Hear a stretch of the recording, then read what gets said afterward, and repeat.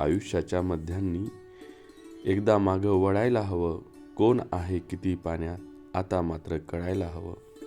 बालपण, तरुणपण, उधळलेले बेभान क्षण, आना भाका, खोट्या शपथा, मोडलेलं कुणाचं मन, हिशोबाचं बाड आता चाळायला हवं. एकदा मागं वळायला हवं. जोडलेली मनं, तोडलेली नाती, मनातली भीती, कटवलेली खाती, सभ्यतेचं झापड आता ढळायला हवं. एकदा मागं वळायला हवं.